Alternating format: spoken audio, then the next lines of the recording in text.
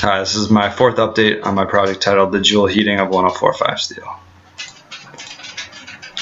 So basically what I learned this week was that transient models are a lot easier to make for short periods of time.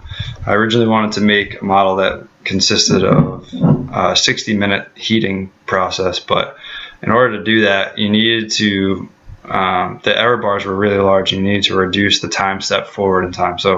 And that would make my computation time a really long time. So what I did was I reduced it from 60 minutes to 1 minute. Made it much more reasonable, and we were able to do this because in Joule heating you're just putting current in. So the more heat you put in, the more heat you'll see in the steel. So that helped a lot. And I was also able to reduce the time steps and made them strict and reduce them so that column saw went forward in time slowly, and that helped to reduce the error as well. And then I built up my model slowly from 1D to 2D, which I'll show ahead right now.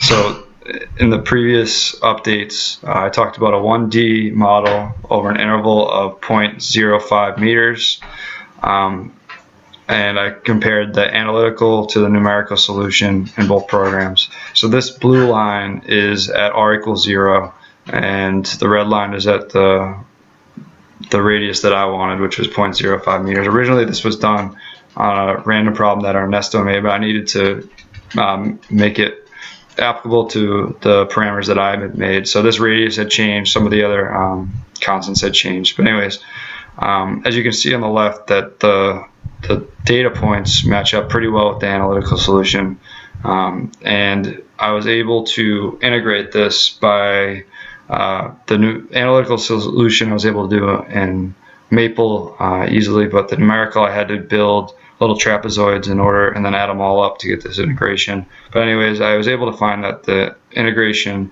between the analytical and the numerical was very close, and the error was less than 1%. So I know that the 1D model is doing well.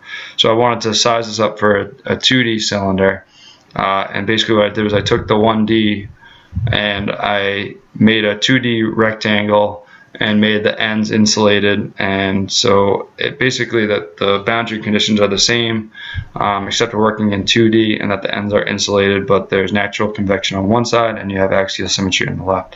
And I ran it, and then I took a slice at r = 0 for the time from 0 to 60 seconds, and I compared the 1D to the 2D, and as you can see from the plot, they're basically the same exact plot.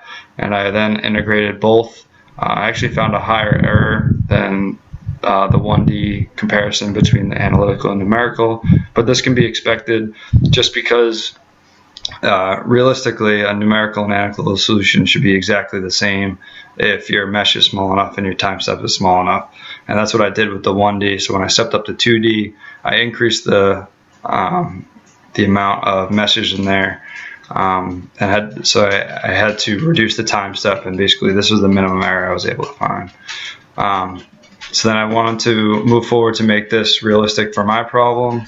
So the 1D model, it assumes that the initial temperature of the steel and the air is 0 degrees C, but for our model, the real one, I want to start at room temperature. So this left one is when everything started at 0 degrees C, and you can see that the lowest temperature is at 858 degrees C, which is slightly less than the one with insulated ends, which is at 870 degrees C.